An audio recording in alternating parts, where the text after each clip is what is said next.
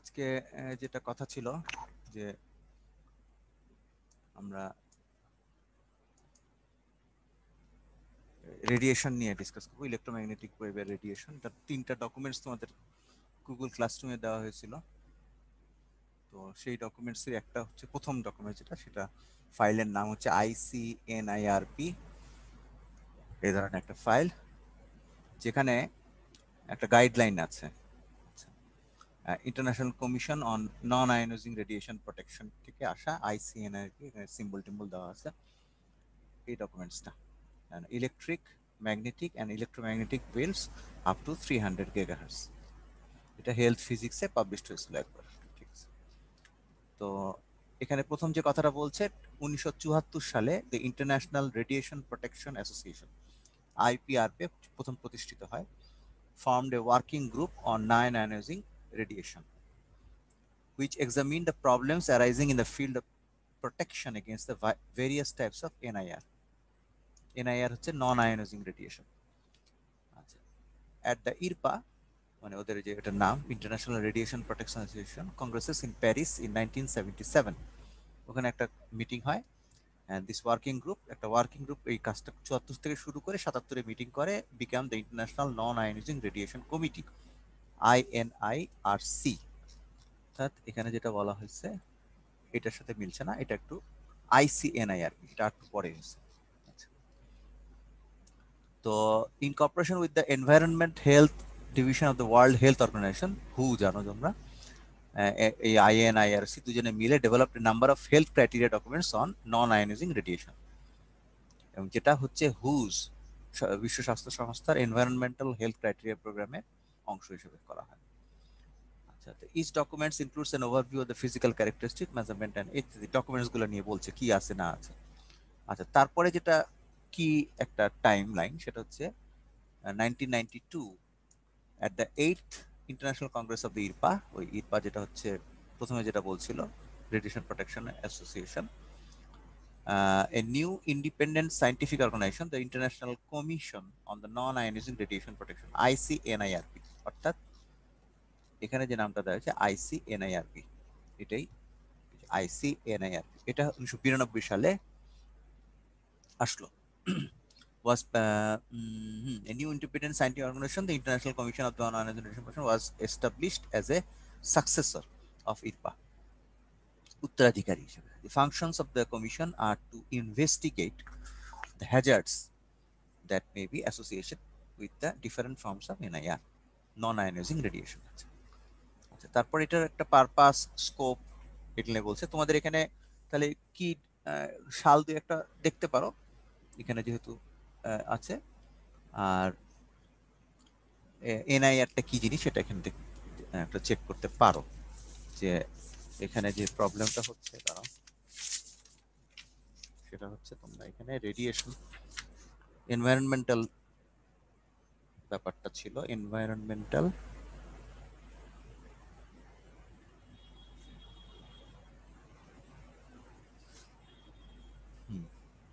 Effects, তো সেটার মধ্যে এনআইআরটা দেখবা, নন আয়োনাইজিং রেডিয়েশন, এটা একটা টার্ম হিসেবে দেখতে পারো। আর যে আইসি এনআইআরপির ব্যাকগ্রাউন্ড। আচ্ছা আচ্ছা, তো পারপাস এন্ড এটা কি বলছে যে বুঝতে পারছো, এটা হেলথ ইফেক্টের জন্য, and adverse health effect causes detectable impairment of the health of the experiment, স্বাস্থ্যের কি ক্ষতি হতে পারে রেডিয়েশনের জন্য সেগুলা নিয়েই এটা হচ্ছে টার্গেট মোটিভেশন। আচ্ছা, এখন guidelines on high frequency and 50-60 hertz electromagnetic fields were issued by IRPA in 1998-1990, আগেরটা আর কি, respectively, but are superposed by the present guidelines which cover 300 GHz পর্যন্ত। এখানে যে গাইডলাইন ফ্রিকোয়েন্সি রেঞ্জ, এটাও কিন্তু ইম্পর্টেন্ট একটা ইনফরমেশন, কোন ফ্রিকোয়েন্সি রেঞ্জের জন্য গাইডলাইনটা দেওয়া হয়েছে। এখন in establishing exposure limits, exposure limits মানে কতটুকু পর্যন্ত রেডিয়েশন তুমি এক্সপোজড হয়ে থাকতে পারো, তোমার খুব একটা কষ্ট হেলথ হ্যাজার্ড হবে না। দি commission রেকগনাইজেস the need of reconcile A number of different expert opinions, ওনারা বিশেষজ্ঞদের মতামত নিয়ে ওনারা কতগুলো এখানে টার্ম বলছে। এখানে দেখো, এটাকে তাহলে আমরা কি বলবো, এক্সপোজার লিমিটস এবং তারপর বলছে the restriction on these guidelines are based on scientific data alone. Currently available knowledge, however, indicates that these restrictions provide an adequate level of protection. Two classes of guidelines are presented. তাহলে এখানে two classes of guideline, কিন্তু এই গাইডলাইনটা কার? এই গাইডলাইনটা হচ্ছে ওই ICNIRP। ঠিক আছে, এখানে টু ক্লাসেস আছে। তো এখানে একটা ক্লাস হচ্ছে বেসিক রেস্ট্রিকশনস আর একটা হচ্ছে রেফারেন্স লেভেলস। বেসিক রেস্ট্রিকশনস হচ্ছে এক্সপোজারের উপর, এবং কিসের উপর তুমি জানো? Time varying electric magnetic and electromagnetic fields, যেটা ম্যাক্সওয়েল ইকুয়েশন থেকে অনেক পড়েছি, that are based directly on establishing health effects and term basic restrictions. তাহলে একটা হচ্ছে ক্লাসের মধ্যে একটা হচ্ছে বেসিক রেস্ট্রিকশনস। আচ্ছা, সেটা হচ্ছে depending upon the frequency of the field, the physical quantity use to specify this restrictions are current density. এখন কোন কোন ফিজিক্যাল কোয়ান্টিটি এখানে ইম্পর্টেন্ট? একটা হলো কারেন্ট ডেন্সিটি। তোমার কোনো একটা কয়েলের মধ্যে যে অ্যান্টেনাই ধরো, অ্যান্টেনার মধ্যে তো এখানে কারেন্ট যাবে, তো এই কারেন্ট পার ইউনিট এরিয়া যদি ধরো, তো that is your current density. এটাই তোমার রেডিয়েশন হবে। ঠিক আছে। আচ্ছা, specific energy absorption rate, SAR, and power density. আচ্ছা, তাহলে SAR একটা টার্ম, স্পেসিফিক এনার্জি অ্যাবজর্পশন, কত অ্যাবজর্পশনে বডির মধ্যে অ্যাবজর্ব হচ্ছে এনার্জি, কত রেটে। স্পেসিফিক রেট মানে হচ্ছে পার ইউনিট টাইমে, স্পেসিফিক আর এনার্জি মানে এনার্জি, এটা। আর স্পেসিফিক মানে আপেক্ষিক, specific energy absorption rate, SAR, এই টার্মটা খুব important. And power density, only power density in air outside the body can be readily measured in exposed individuals. তো এখানে একটা মানুষ থাকলে তার আশেপাশে বডির মধ্যে না ঢুকে কি মেজার করা যায়? সেটা হচ্ছে তার আশেপাশের পাওয়ার ডেন্সিটি মেজার করা যায় রিসিভার লেভেলে, যেখানে তুমি সিগন্যাল রিসিভ করছো, সেখানেই তো জিনিসটা ইম্পর্টেন্ট বেশি। আচ্ছা, আরেকটা বলেছে রেফারেন্স লেভেল, এটা হচ্ছে দ্বিতীয় ক্লাস। প্রথম ক্লাসটা হচ্ছে বেসিক রেস্ট্রিকশন, এটা হচ্ছে দ্বিতীয় class. These levels are provided for practical exposure assessment purpose to determine whether the basic restrictions are likely to be exceeded. তার মানে এখানে হচ্ছে তুমি কতদূর পর্যন্ত যাওয়া, মানে রেফারেন্স লেভেলটা কত পর্যন্ত থাকতে পারবে, সেটা হচ্ছে এখানে ইম্পর্টেন্ট। তো এখানে কোয়ান্টিটি গুলো, যেটার মধ্যে একটা হচ্ছে ইলেকট্রিক ফিল্ড স্ট্রেংথ, একটা ম্যাগনেটিক ফিল্ড স্ট্রেংথ। তুমি জানো একটু আগে যে ছবিটা দেখালাম, কারেন্ট গেলে তার আশেপাশে একটা ম্যাগনেটিক ফিল্ড তৈরি হবে, তাই তো? এখানে যদি তুমি ধরো ডাইপোলটার মধ্যে কারেন্ট গেলে এখানে চারিদিকে একটা ম্যাগনেটিক ফিল্ড তৈরি হবে, আর এদিক থেকে এদিকে ইলেকট্রিক ফিল্ড তৈরি হবে। তো ইলেকট্রিক ফিল্ড স্ট্রেংথ হচ্ছে E, ম্যাগনেটিক ফিল্ড স্ট্রেংথ হচ্ছে H, আর ফ্লাক্স ডেন্সিটি হচ্ছে B, পাওয়ার ডেন্সিটি হচ্ছে S। Currents flowing through the limbs. এখন এই যে কারেন্টটা গেল, এই ম্যাগনেটিক ফিল্ড এটা গেল, এটা বডি পর্যন্ত যাবে। তাহলে একজন মানুষ যদি থাকে, তার মানুষের পর্যন্ত এই রেডিয়েশনটা আসলে তখন এখানে বলতেছে IL হচ্ছে current flowing through the limbs, বডির মধ্যে যে লিম্ব গুলো আছে সেখানে যে কারেন্টটা যাচ্ছে। Quantities that addresses perception and other indirect effects are constant current for pulsed fields, specific energy absorption, SA। এই তাহলে এখানে আমরা এই ক্লাসগুলো জানলাম, এবং কতগুলা রেডিয়েশন রিলেটেড হ্যাঁ, এগুলোকে বলবো কোয়ান্টিটিস।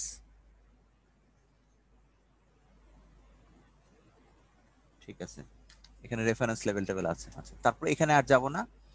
এখন এখানে ডান দিকে যেটা আছে কোয়ান্টিটিজ এন্ড ইউনিটস, এগুলো তোমরা পরিচিত, B = μh, এগুলো সবাই জানো তোমরা। তারপরে এখানে একটা বলছে পাওয়ার ডেন্সিটির একটা ডেফিনেশন দিচ্ছে, এটা দেখতে পারো যে পাওয়ার ডেন্সিটি হচ্ছে power per unit area normal to the direction of the propagation is related to electric. এটাও তোমরা জানো, পয়েন্টিং ভেক্টর টেক্টর থেকে আসে। ঠিক আছে, তাহলে এখানে স্পেসিফিক ভাবে SAR এবং পাওয়ার ডেন্সিটি, এই দুইটা term with respect to radiation ছোট্ট করে পড়ে রাখবা। আচ্ছা, তারপরে এখানে তোমার প্যারামিটার গুলাকে এখানে কোন কোন সিম্বল দিয়ে রিপ্রেজেন্ট করছে সেগুলো বলছে। এগুলো সবই তোমরা জানো, কন্ডাক্টিভিটি মানে সিগমা, কারেন্ট মানে I, ইত্যাদি। তাহলে এখানে নতুন কি, নতুন হচ্ছে স্পেসিফিক এনার্জি অ্যাবজর্পশন এসএ, আর আরেকটা হলো specific energy absorption rate SAR. এই দুটো হলো ইম্পর্টেন্ট। তো যেহেতু এনার্জির ইউনিট হচ্ছে জুল, তাহলে জুল হবে। আর এনার্জির রেট সেহেতু জুল পার সেকেন্ড, তো জুল পার সেকেন্ড মানে হলো ওয়াট, কাজে এসএআর এর ইউনিট হবে ওয়াট, আর এস এর ইউনিট হবে জুল পার কিলোগ্রাম, জুল। ঠিক আছে, তো জুল পার কিলোগ্রাম হচ্ছে এস এন এনার্জি, আর এটা হচ্ছে ওয়াট পার কিলোগ্রাম, কারণ জুল পার সেকেন্ড হচ্ছে রেট হিসাব করা হচ্ছে। তাহলে এস এ আর জিনিসটা একটু ক্লিয়ার দেখে নিবা ইউনিটটা সহ। আচ্ছা, এরপরে ওহমস ল বলছে, কারেন্ট ডেন্সিটি বলছে, এগুলো সব জানো তোমরা। ফ্রিকোয়েন্সি রেজিস্ট্যান্স দিয়ে বলছে। আচ্ছা, তারপরে হচ্ছে এখন এই জায়গাটা হচ্ছে একটা ইম্পর্টেন্ট জিনিস, এটা হয়তো আমি একটু টাচ করব, যে coupling mechanism between fields and the body. আচ্ছা, তো ইলেকট্রোম্যাগনেটিক ওয়েভটা যদি তোমার ওই যে বডি ছবি আঁকলাম, সেই ছবি পর্যন্ত বডি পর্যন্ত যদি আসে, তো তাহলে এর মধ্যে বডির সাথে ওর একটা কাপলিং হবে, এবং সেটা আবার তিন রকম ইয়ের কথা বলা হয়েছে, যে লো ফ্রিকোয়েন্সি ইলেকট্রিক ফিল্ডের জন্য একরকম, লো ফ্রিকোয়েন্সি ম্যাগনেটিক ফিল্ডের জন্য একরকম, আর absorption of energy from electromagnetic ফিল্ডের জন্য একরকম। এখন লো ফ্রিকোয়েন্সির জন্য তাহলে এখানে টার্মটা হচ্ছে coupling mechanism between fields and body.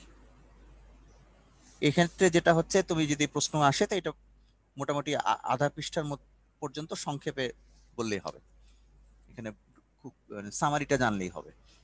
The interaction of time varying electric fields with the human body results in the flow of electric charges। ঠিক আছে, কাজে যদি দুজনের মধ্যে টাইম ভ্যারিং ফিল্ডের সাথে যদি মিথস্ক্রিয়া হয় বডির, তাহলে দেখা যাবে বডির মধ্যে ইলেকট্রিক চার্জ ফ্লো করতেছে, মানে তার মানে কি বডির মধ্যে কারেন্ট ফ্লো করবে। And the polarisation of the bound charges, তো এখানে ইলেকট্রিক ডাইপোল তৈরি হলে তোমার পোলারাইজেশন হবে। And the reorientation of the electric dipoles already presence in on tissue. ঠিক আছে, তো কাজে এই জিনিসগুলা যেটা বডির মধ্যে অলরেডি প্রেজেন্ট আছে, হ্যাঁ, ডাইপোল টাইপোল এগুলো চেঞ্জ হতে থাকতেছে, টিস্যুর মধ্যে হয়। The relative magnitude of these different effects depends on the electrical properties of the body, that is electrical conductivity sigma, governing the flow of electric current, and permittivity, এগুলো কিন্তু বডির এপসাইলন, বডির সিগমা। তো electrical conductivity and permittivity vary with the type of the body tissue, এবং বডির বিভিন্ন টাইপের tissue আছে, এক একটা টিস্যুর জন্য দেখা যাবে এক এক রকম সিগমা, এক এক রকম এপসাইলন আসবে, and also depend on the frequency of the applied field। আর ইলেকট্রিক ফিল্ডের সাথেও কিন্তু এই ফ্রিকোয়েন্সিটা ডিপেন্ড, ফ্রিকোয়েন্সির সাথে সিগমা বা এপসাইলন ভ্যারি করবে, কিন্তু এটা কিন্তু শুধুমাত্র ইলেকট্রিক ফিল্ড বা স্ট্যাটিক ইয়ের জন্য ধরতেছে। Electric field external to the body induces surface charge on the body, this results are induced currents on the body. ঠিক আছে, তাহলে এটা শুধুমাত্র লো ফ্রিকোয়েন্সির জন্য বলতেছে। তো লো ফ্রিকোয়েন্সিতে বাইরে থেকে যে ইলেকট্রিক ফিল্ড আসবে, সেটা বডির মধ্যে একটা সারফেস চার্জ তৈরি করবে বডির সারফেসে, this result in induced current, তার ফলে আবেশ কারেন্ট একটা ফ্লো করবে বডির মধ্যে। The distribution of which depends on the exposure conditions, on the size of the shape of the body, and on the body position in the field। আচ্ছা, এটা গেল electric field. আর যদি লো ফ্রিকোয়েন্সি ম্যাগনেটিক ফিল্ড ধরো, the physical interaction of time varying magnetic fields and the human body results in induced electric fields and circulating currents। তো magnetic ফিল্ডের ক্ষেত্রে, magnetic field জিনিসটা কি, ম্যাগনেটিক ফিল্ড মানে তো তোমার যদি এরকম কারেন্ট যায়, তাহলে এরকম একটা লুপের তৈরি করে। এই বডির ভেতরে যদি তুমি চলে আসো, তাহলে এখানেও এই ম্যাগনেটিক ফিল্ডটা যদি এখান থেকে ফ্লো করে, তাহলে কি circulating electric human body result in induced electric field, তার মধ্যে বডির মধ্যে ইনডিউসড ইলেকট্রিক ফিল্ড তৈরি হবে, এখানে ই ইনডিউসড বলতে পারো, ইন্টারনাল, এবং সার্কুলেটিং কারেন্টস হবে। এই দুটো জিনিস বডির মধ্যে হতে পারে। This magnitude of this induced fields and the current density are proportional to the radius of the loop. ঠিক আছে, অ্যান্ড মানে ম্যাগনেটিক আচ্ছা, এটা হচ্ছে কি কারেন্ট ডেন্সিটি। আচ্ছা, এটা হচ্ছে proportional to the radius of the loop, the electrical conductivity of the tissue, and the rate of change of magnitude of this magnetic transmission for a given magnitude and frequency of the magnetic field. The strongest electric fields are induced where the loop dimensions are greatest.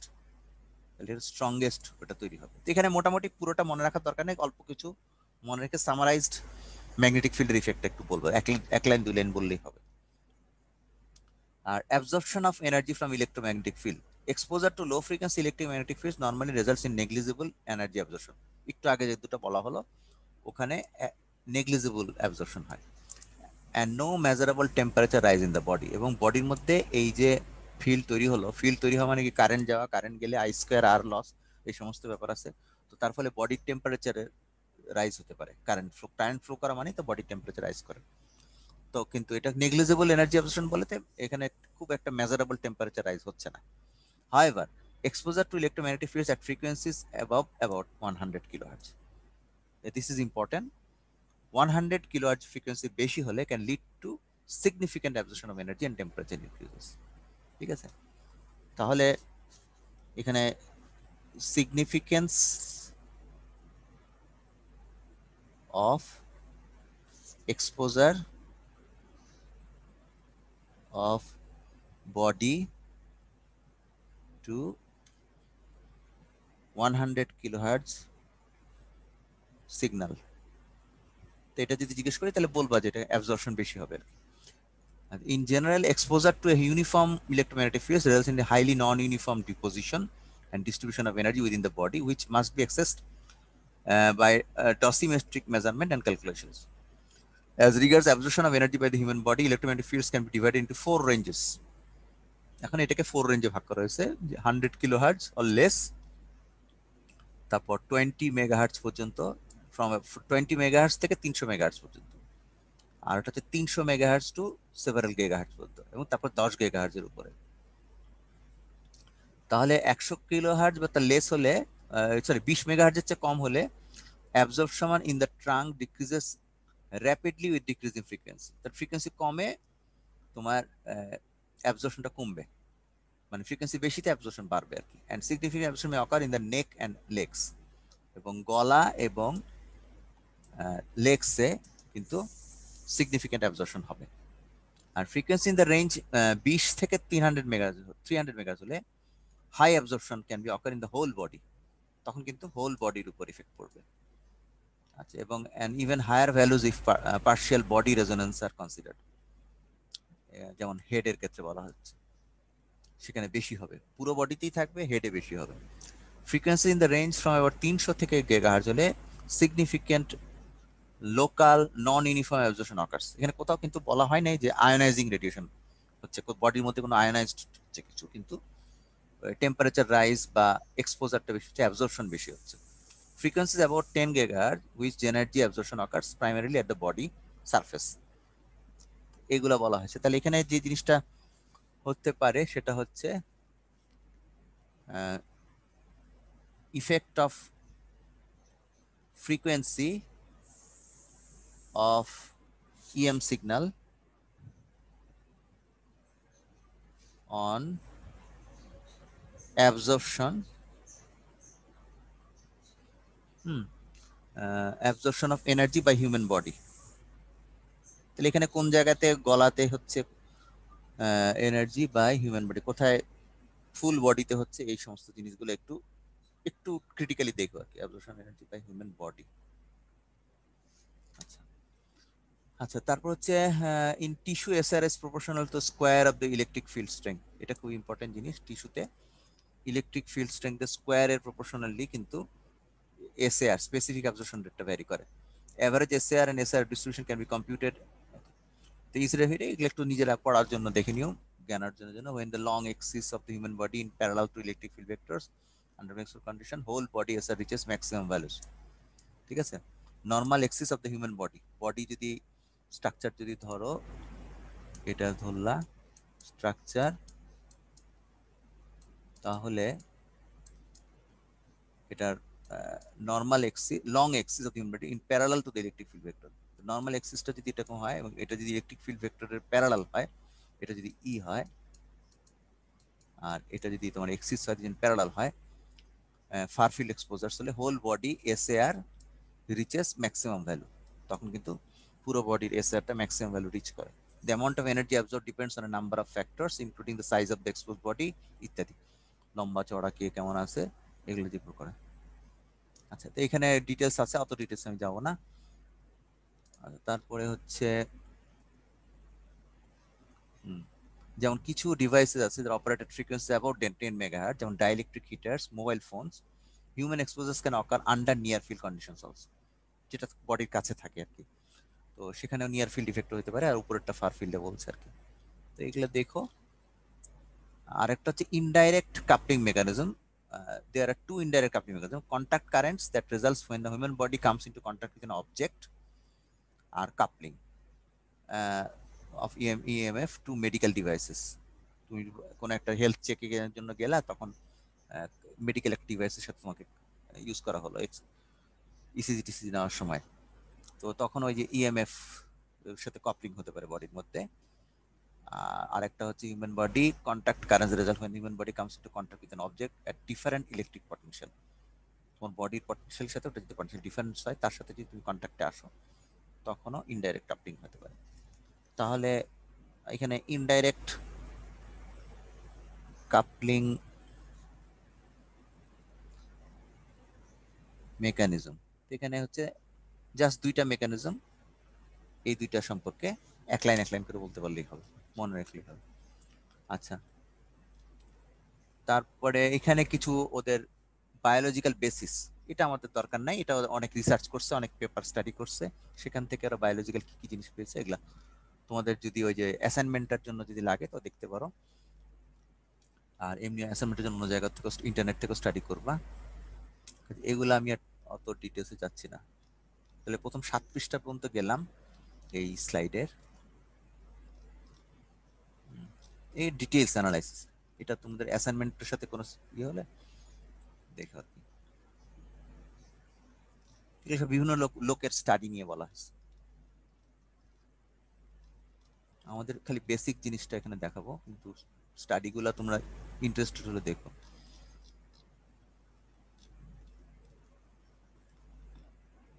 এখানে বিভিন্ন আরেকটা frequency রেঞ্জের কথা বলা হয়েছে, million, অনেক অনেক study, এখানে হান্ড্রেডস অফ স্টাডিজ আছে।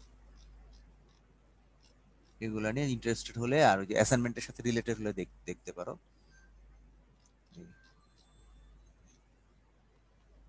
আচ্ছা, general guidelines for limiting EMF exposure. আচ্ছা, এটা একটা হচ্ছে পেজ নাম্বার তোমার 16 বোধহয় স্লাইডের।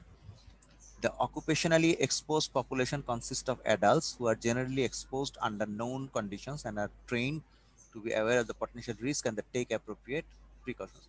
By contrast, in general, the general public companies, individuals of all ages and varying etc. may include particularly susceptible groups of individuals.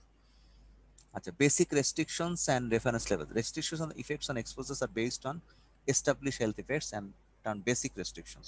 এটা প্রথমে একদম শুরুতে একবার বলা হয়েছে, রেফারেন্স লেভেল বলা হয়েছে, কাজে এটা আর দরকার নাই, একবারই দেখছো। এনভায়রনমেন্টাল কন্ডিশনস এর কথা বলা হয়েছে। বেসিক রেস্ট্রিকশনের মধ্যে restrictions R provided on current density.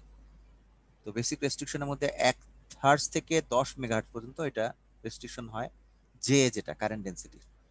100 hertz থেকে 10 গিগাহার্টজ পর্যন্ত এসএআর, আর 10 থেকে 300 গিগাহার্টজ পর্যন্ত হচ্ছে পাওয়ার ডেন্সিটির উপর, টু প্রিভেন্ট এক্সপোজার, এবং এটার কারণগুলো আছে। তো 10 থেকে 300 gigahertz to prevent excessive heating in tissue, সেটার জন্য একটা রেস্ট্রিকশন দেওয়া হবে, কিসের? পাওয়ারের, পাওয়ার ডেন্সিটি। আর 100 কিলোহার্টজ থেকে 10 গিগাহার্টজ পর্যন্ত SAR provide to whole body heat stress and excessive localize tissue heating, সেজন্য এসএআর দেখা হচ্ছে। এখানে অবশ্যই কারেন্ট ডেন্সিটিও দেখা হচ্ছে বলা হয়েছে। আর শুরুটা হচ্ছে শুধুমাত্র কারেন্ট ডেন্সিটি দেখা হয়েছে, কারণ কারেন্ট ডেন্সিটিটার ইফেক্টটা তোমার নার্ভাস সিস্টেম, স্নায়ুতন্ত্রের ক্ষেত্রে পড়তে পারে। তাহলে এখানে আমি কি বেসিক রেস্ট্রিকশনসটা বলছিলাম, আবার বলি। বেসিক রেস্ট্রিকশনস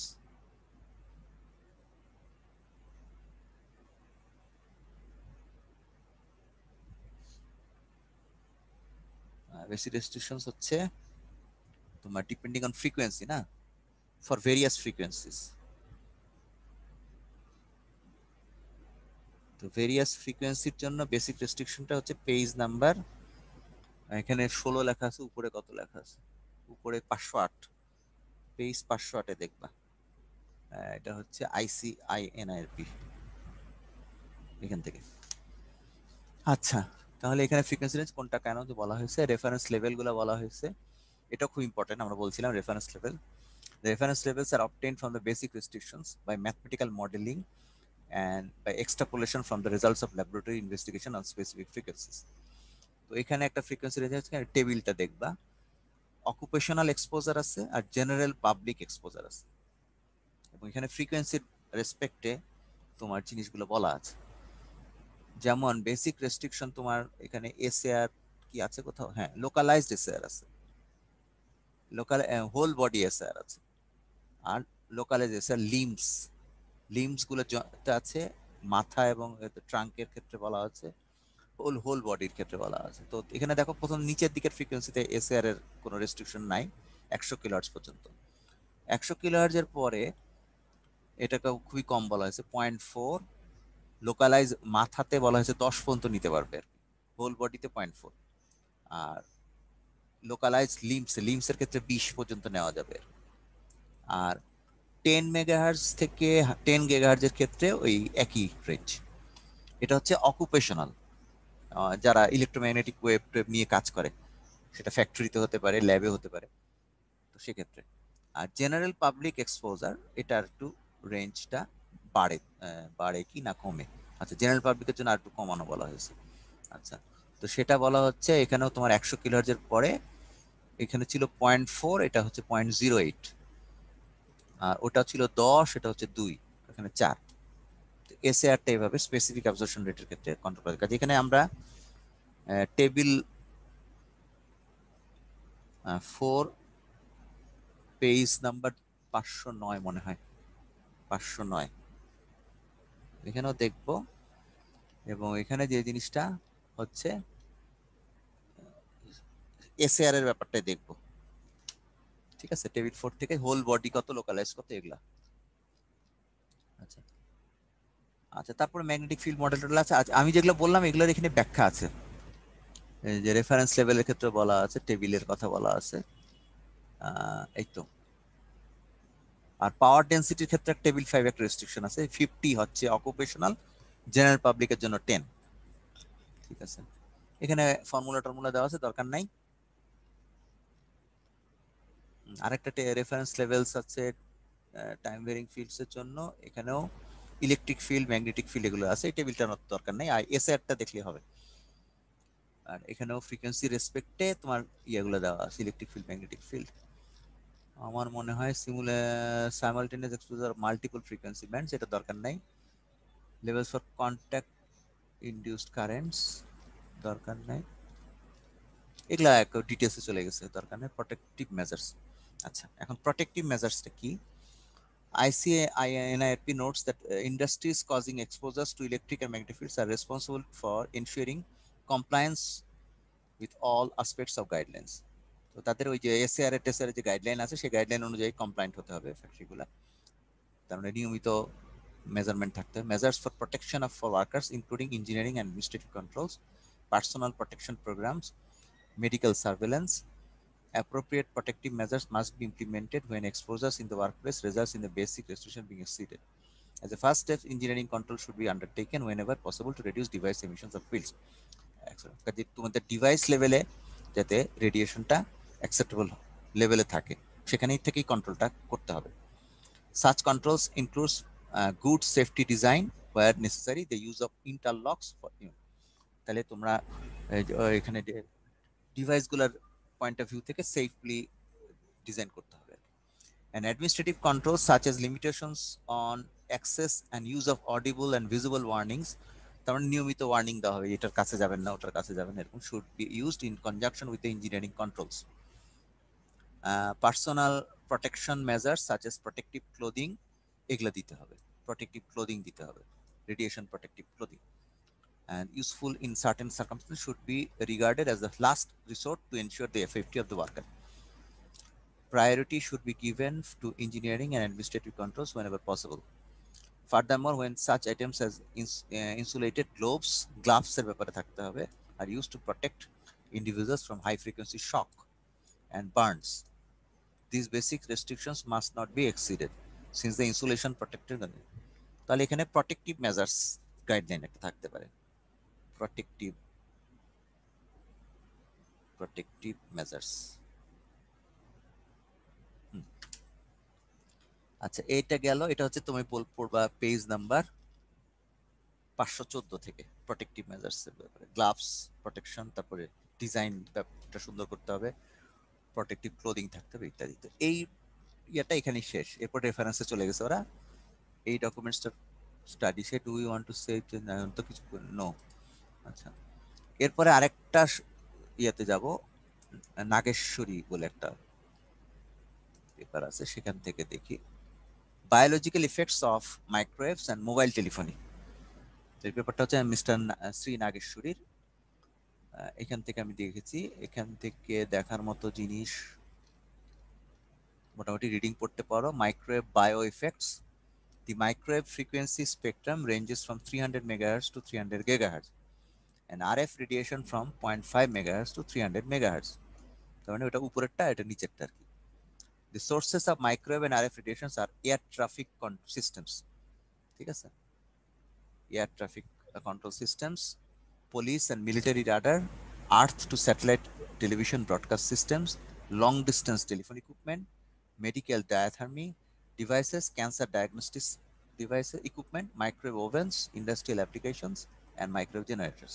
তাহলে এখানে যেটা বলে সোর্সেস অফ মাইক্রোওয়েভ রেডিয়েশন কি কি হতে পারে এটা জিজ্ঞেস করতে পারি। Sources of microwave radiation. আচ্ছা, তো এখানে সুন্দর করে বলা আছে। আচ্ছা, তো এখানে বলছে the standards that limit microwave exposures were set at 0.4 watt per kg SAR for occupational and 0.08 watt per kg for public exposure. তো একটু আগে যেগুলো বললাম ওগুলি। The averaging time for determination of SAR was 6 minutes. Specific absorption rate করার জন্য average টাইমটা হচ্ছে 6 minute. The mechanism of interactions have been described as thermal effects. এবং কিভাবে হয়, বডি টেম্পারেচার রাইজ করে more than 1 degree centigrade. Non-thermal effects হতে পারে, no obvious increase in the body temperature, and microthermal with thermoelastic expansion in the brain giving rise to microwave hearing effect. এটা আরেকটা হয়, hearing effect হতে পারে। Microwaves produce thermal effects on biological systems at high power levels. The energy absorption at high power levels probably leads to non-specific stimulation of hypothalamic hypophysioloadrenal axis with liberation of corticosterone, মানে কোন hormone মনে হয়, that causes sequestration of cells, an effect induced by any known as stressor. যাই হোক, এটা তো কঠিন কঠিন শব্দ মনে রাখার দরকার নাই। এখানে একটু রিডিং পড়ো। আর এখানে প্রথম যেটা বললাম, কোন কোন ইয়াতে এফেক্ট হয়, কোন কোন সিগন্যাল গুলা তোমাকে রেডিয়েশনের জন্য এক্সপোজ করে দেয়, সেগুলোর একটা নাম এখানে উপরে 4 লাইনে আছে। আচ্ছা, তারপরে এখানে non thermal effect, thermal effect এগুলো নিয়ে বলছে। A number of effects such as increased in, আবার ওই সমস্ত ডিটেলস বলছে কোন কোন বায়োলজিক্যাল ইফেক্টস আর কি। তো সেগুলো অত ডিটেলস দরকার নেই, আমরা অল্প দেখবো। কিন্তু অ্যাসাইনমেন্টের জন্য তোমাদের গাইডলাইনগুলোর মধ্যে বিভিন্ন দেশের গাইডলাইনগুলো যখন দেখবা, কম্পেয়ার করবা, তখন এগুলো একটু দরকার আছে। একটু দাঁড়াও।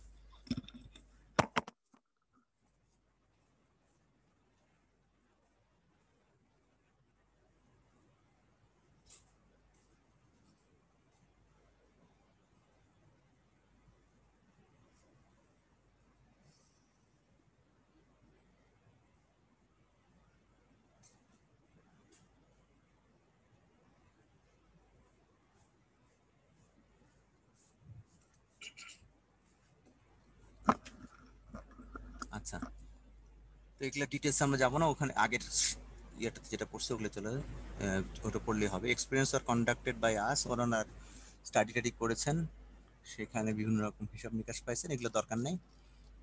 যাদের দেখার মানে রিডিং ইম্পর্টেন্ট মনে করলে পড়তে পারো। এক্সপোজার ফ্যাসিলিটি, এই যে মাইক্রো এক্সপোজ র্যাবিট, চোখের অসুখ হয়েছে, মানে ক্যাটারেক্ট দেখা দিচ্ছে, ইত্যাদি বলছে।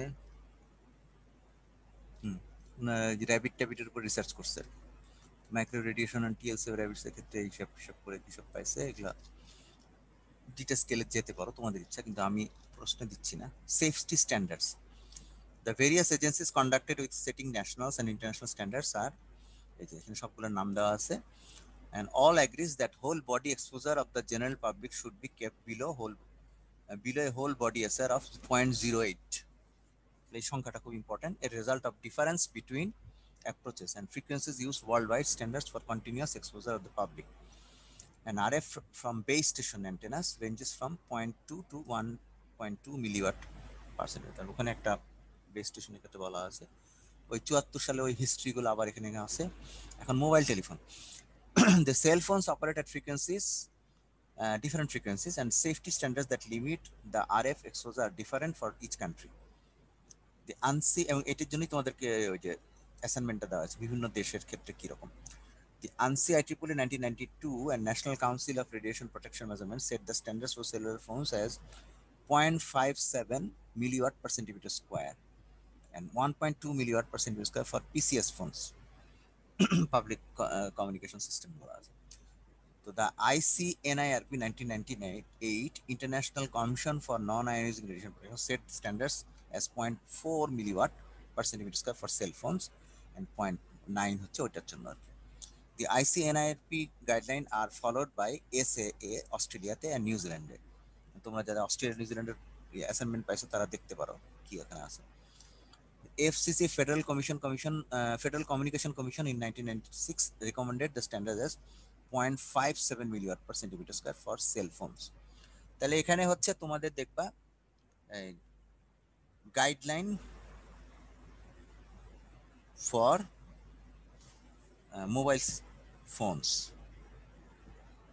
এটা তোমরা মোটামুটি একটা দুইটা পয়েন্ট এবং একটা দুইটা ইউনিট, মানে এখানে মোস্ট ইম্পর্টেন্ট পয়েন্ট হচ্ছে যেটা সেলুলার ফোনের জন্য হচ্ছে 0.57 মিলিওয়াট পার সেন্টিমিটার স্কোয়ার, এটা একটা স্ট্যান্ডার্ড। আর 1998 এ আইসিএনআইআরপির হচ্ছে 0.4 মিলিওয়াট পার সেন্টিমিটার স্কোয়ার। 0.4 শব্দটা তো কমন হচ্ছে সংখ্যাটা, এসএআর এর ক্ষেত্রে এরকমই ভ্যালু ছিল একটা, এখান থেকে মনে রাখা সুবিধা হবে। আচ্ছা, আবার বলছে যে সেলফোনসের যে আগে যেটা ছিল যে 860 থেকে 900 মেগাহার্টজ, আর পিসিএস বলছে 1800 থেকে 2200, 2G তো 3G, তারপরে এগুলো তো এগুলো এই রেঞ্জেই। With the GSM phones with the latest digital technology, the TDMA, CDMA, the human brain, eyes, and auditory apparatus, which are the most exposed due to the location of the phone, are sensitive to microwave carrier frequency as well as the pulses at different frequencies, যেমন 8.34 Hz and 2 Hz, which are within the alpha and delta frequency range of the brain's endogenous rhythm. So this is very important and dangerous. এটা তোমার ওই ফ্রিকোয়েন্সিতে পড়ে গেলে accidentally তার সমস্যা। It is the coherence component of the pulses that is recognized by the brain and interferes with the body rhythms. তো কাজে 8.34 আর 2 হার্টজ এই ফ্রিকোয়েন্সি রেঞ্জে কোনো কিছু পালস আসলে সেটা বডির রেজোনেন্সের সাথে মিলে গেলে, ওটা বডি পর্যন্ত চলে গেলে, তখন বডির যে নর্মাল ফাংশন সেই ফাংশনের মধ্যে ডিস্টার্ব হতে পারে। ব্রেইনে যদি হয় তখন সমস্যা হতে পারে। তো কাজে এটা জাস্ট ওই গাইডলাইন ফর মোবাইল ফোনের সাথে এটা রিলেট করে দু একটা পয়েন্ট বলতে পারো। Repeated use of mobile phones leads to repeated irradiation of fixed amount of body tissue, which deposition of large amount of RF energy in the head. ঠিক আছে,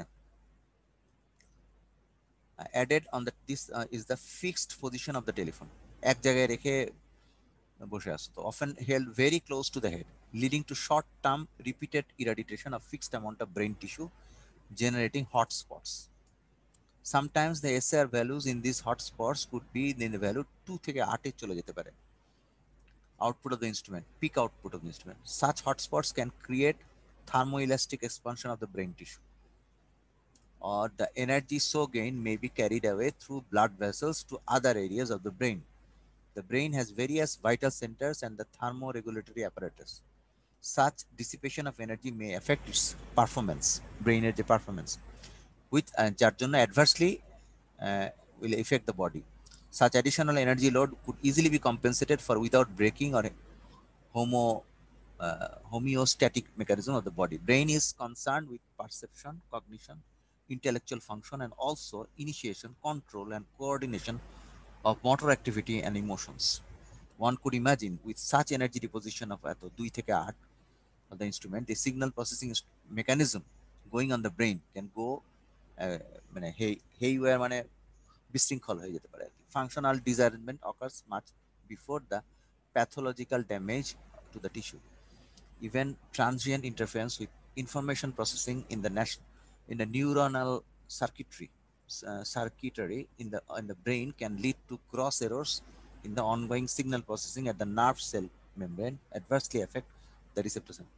তাহলে গাইডলাইন ফর মোবাইল ফোনসের সাথে effect on brain, possible effects on brain, এটাও দেখতে পারো। এগুলো সব নাগেশ্বরী থেকে দেখতে পারো, অন্য জায়গা থেকেও দেখতে পারো।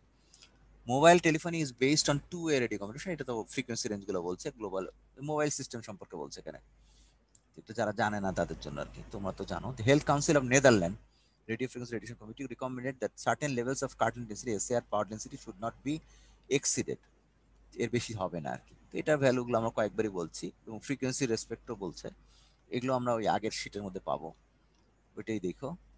ব্যাস, এদেরটা শেষ, নাগেশ্বরী শেষ, আমাদের টাইম আর 10 মিনিট আছে। আচ্ছা, এটা লাস্ট ইয়েটা PDF file, possible effects of electromagnetic fields on human health.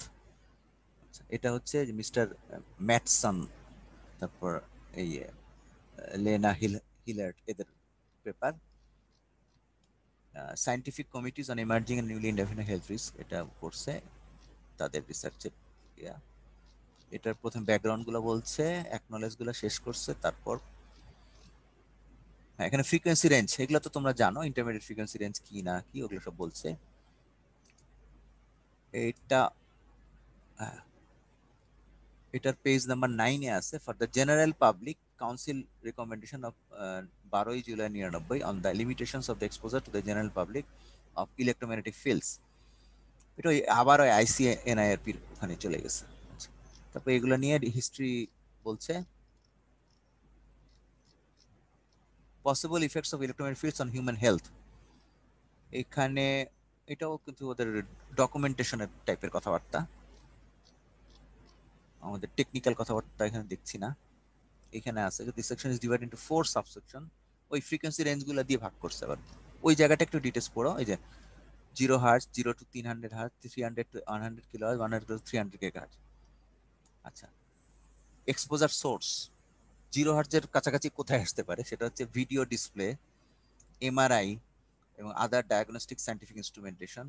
আর 0 থেকে 300 হার্টজ খুব কম ফ্রিকোয়েন্সি, এটা পাওয়ার লাইন থেকে আসতে পারে, domestic distribution lines, domestic application, appliances, electrical engines in cars, train, tramway, welding devices. আর 300 হার্টজ থেকে 100 কিলো হার্টজ, এখানে 100 কিলো হার্টজটা একটা ইম্পর্টেন্ট পয়েন্ট। এটাও ভিডিও ডিসপ্লে থেকে আসতে পারে, anti theft devices in shops, hand free access control systems, card readers, metal detectors, MRI, welding devices. আর মাইক্রোওয়েভের যেটা মেইন তোমাদের 100 কিলো হার্টজ থেকে 300 gigahertz, mobile telephony, broadcasting TV system, microwave oven, radar, portable stationary radio transceivers, personal mobile radio, MRI, এগুলো বলা হয়েছে। আচ্ছা, এগুলো একটু দেখে নিও, এখানে বলা আছে possible effects of electromagnetic on human health. ওই আগের অ্যানালাইসিসটার মতো, হেডে, মাথায় টাথায় কোথায় কি হবে না, এগুলো আছে। আর a field sources operated close to human body, এই যে মোবাইল ফোন টোনের কথাই মেইনলি এখানে আসছে আর কি। হিউম্যান বডির থেকে অনেক দূরে কোনো বডির থেকেও জিনিসটা হতে পারে, সেটা তোমার ওই বেস স্টেশন আর কি। এখানে বেস স্টেশন কোথায় কত বেশি, কোন এলাকায় বেশি, তোমাদের এলাকা যেখানে আসো সেখানে বেস স্টেশন বেশি থাকলে রেডিয়েশন জন্য সাসেপ্টেবল তোমরা বেশি থাকবে আর কি ওই জায়গাটায়। আর মেডিকেল অ্যাপ্লিকেশনস এর ক্ষেত্রেও জিনিসটা প্রযোজ্য, এবং কি অসুখ টসুখ হতে পারে এগুলো বলছে।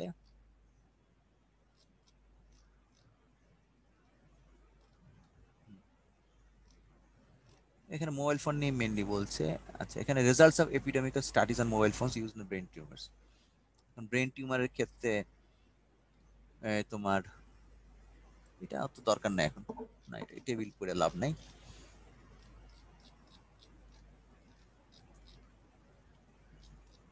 আমরা খালি বিভিন্ন দেশের অ্যাসাইনমেন্টের মধ্যে বিভিন্ন দেশের গাইডলাইন গুলো চেক করবো আর কি, এবং এটা আইসিএনআই এর থেকে কতটুকু দূরে বাকি এই শীটে মনে হয় আর খুব একটা দেখতেছি না।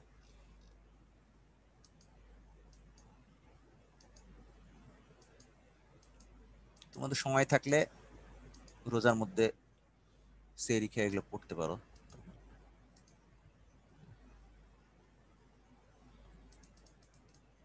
আর অ্যাসাইনমেন্টের জন্য একটু ওয়েবসাইট ঘেটে ওই দেশের ডকুমেন্টস গুলো তৈরি করার চেষ্টা করো। এখানে এগুলা নন টেকনিক্যাল লোকদের জন্য দরকার, তোমরা জানো সব, এখানে আর কিছু নাই। আচ্ছা, তাহলে আমি রেডিয়েশনের ইয়েটা শেষ করছি। আর তোমাদের যে কুইজে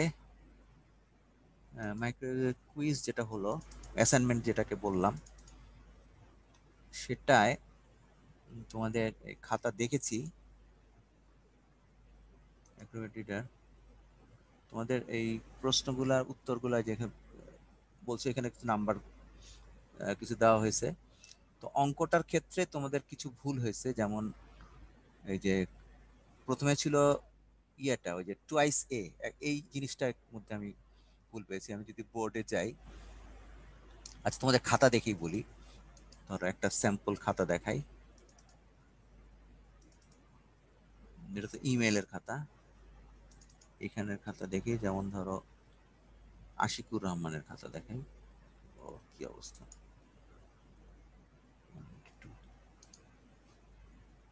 আশিকুর রহমানের হচ্ছে বা অন্যদেরও এই ধরনের প্রবলেমই হয়েছে বেশি। তোমার ফর্মুলাটা এই যে সি বাই টুয়াইস এ ফর্মুলাটা ভাঙাইছে, এটা কিন্তু ফর্মুলাটা না। আমি তোমাদের এটার পাশাপাশি র্যামোর বইয়েরটাও দেখাই। মাইক্রোওয়েভের র্যামোর বই, কুইজের মধ্যে না, এটা বইয়ের মধ্যে আছে, হয়ে গেল, সরি, মাইক্রোওয়েভ বুক। এখানে র্যামো তারপর লিয়াও দুজনের বইতেই আছে এটা।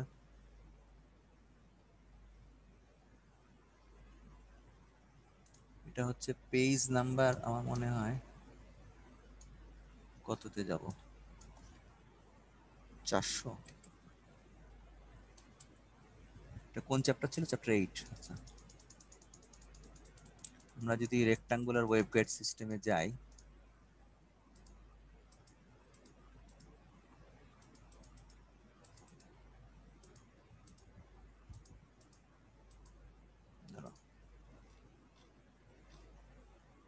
এই যে কাট অফ ফ্রিকোয়েন্সির ফর্মুলা কিন্তু এরকম।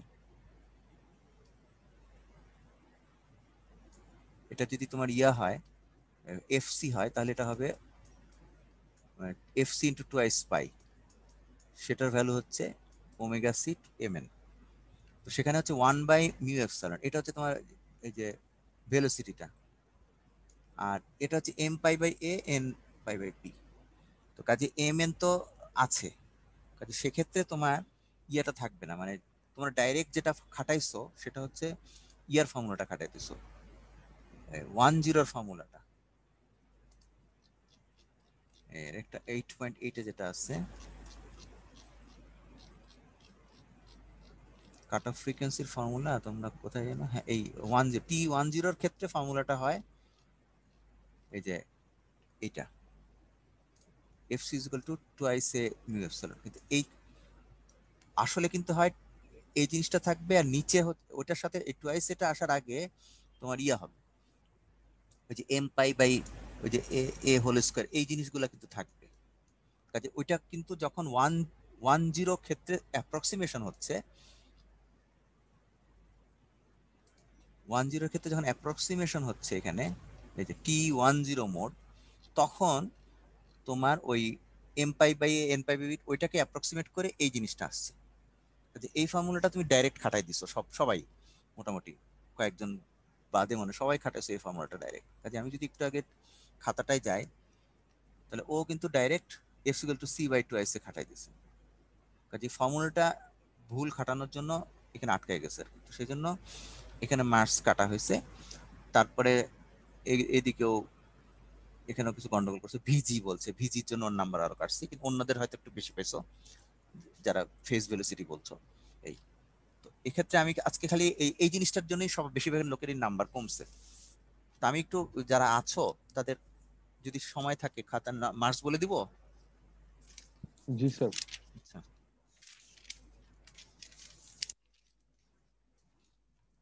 আমি বলি রোল 1 আছো? নাই। রোল 13, 28? জি স্যার আছি। 28 হচ্ছে 12, 20-এ 12। পরে খাতা দেখতে চাইলে আরেকদিন দেখানো যাবে, কিন্তু আজকে বলে দিচ্ছি। 37 হচ্ছে পরীক্ষা দেয় নাই, আসছো? 39 আসছো? 45 জি স্যার। তোমার হচ্ছে 7 কুইজে। 50 জি স্যার। 9.5। 53, 60 yes sir. 12, 67 জি স্যার। 10, 73 আসে নাই। 90, yes sir. 14, 94, yes sir. 14, 95। Yes, sir. তুমি পরীক্ষা দাও নাই নাকি? স্যার আমি মেইল করেছিলাম স্যার আপনাকে। মেইল করছিলা? তাহলে দেখি জি স্যার, কল করেছিলাম স্যার। মেইলে দেখি, সময় থাকলে দেখতে পারি এখন। কোথায় গেল কুইজ? কই কুইজ? কুইজ 3 এটার মধ্যে ইমেল কই? খাতা, ইমেলস। এখানে কি 95 আছে? হ্যাঁ 95 আছে। 95 হচ্ছে 95 পেয়েছে 13.5। মেইলে যাদের হয়েছে তাদেরকে আধা নম্বর করে কাটছি আর কি। তোমার হচ্ছে 13.5 পেয়েছে। ঠিক আছে। তারপরে হচ্ছে রোল নাম্বার 97 আসো? নাই। 106? Yes sir. তোমার হচ্ছে 12। তারপর 114? নাই। 119? নাই। 125? 119 আছে। 125 কে? 119। 119 আছে? 119 জি 7। স্যার। 119 7 পেয়েছে বুঝলি। আচ্ছা 125? নাই। 131? জি স্যার আছে। 8। 141? স্যার আসসালামু আলাইকুম, আছি 9। স্যার, আছি হ্যাঁ 141। 141 আছো কুইজে 9। ও আচ্ছা, 9 আর থ্যাংক ইউ স্যার। 9 মানে 9 9 9 আর কি 9। আচ্ছা 150? Yes sir. 10। জি স্যার। 152? স্যার। 18। তারপর 160? 160 77? 180? জি স্যার। 180 পরীক্ষা দাও নাই? স্যার দিয়েছি তো। 180 কই? হ্যাঁ তো মার্কস কই তাহলে? এখানে 180 কই? এটা কি 180? ইমেলে দিছো নাকি? না স্যার। এটা কি 177? আচ্ছা 177 11.5। আচ্ছা 177 নিয়ে সমস্যা আছে। আচ্ছা এটা হচ্ছে 180 কই?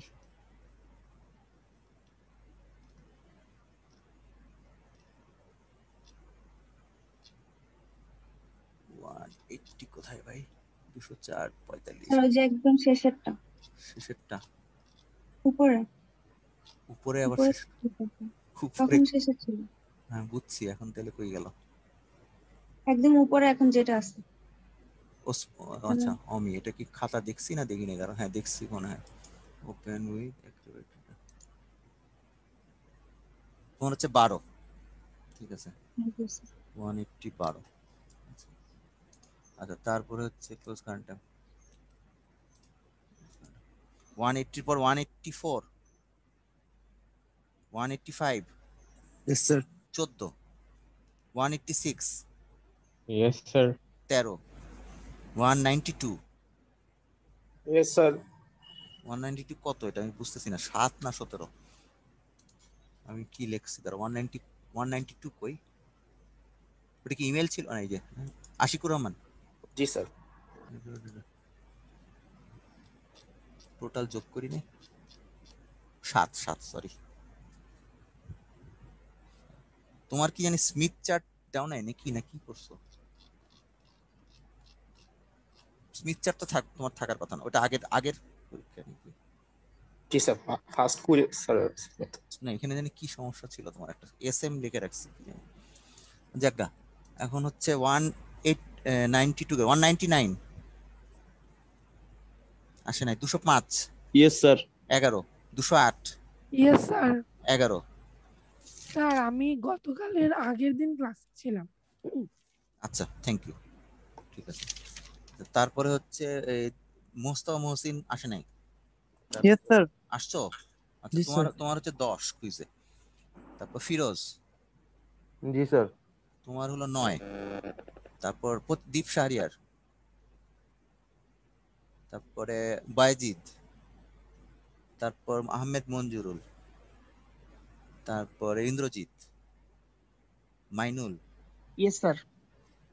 মাইনুলের কুইজে মার্কস হচ্ছে 11। আচ্ছা, তারপর 123 ফাহাদ, ইয়েস স্যার। ওনার হলো 13। তারপর 129 আসে না। 156 168 204 আসে না। ঠিক আছে, আজকে শেষ করে দিচ্ছি। Yes sir. ও, স্যার 200 এসেছি। 204 হচ্ছে 3 কুইজে ভালো হয়নি। হ্যাঁ, আর কি আসছে এই স্যার বাইরে গেছে? 97 স্যার 97 স্যার কোথাকার 97? স্যার 1701 স্যার 97 হচ্ছে 12 পাইছে কুইজ। ঠিক আছে, শেষ করলাম। 97 নাম কি? শেখ নাইম। জি স্যার জি স্যার হ্যাঁ হ্যাঁ, 12। ঠিক আছে, আজকে শেষ করে দিচ্ছি। Love. আসসালামু আলাইকুম।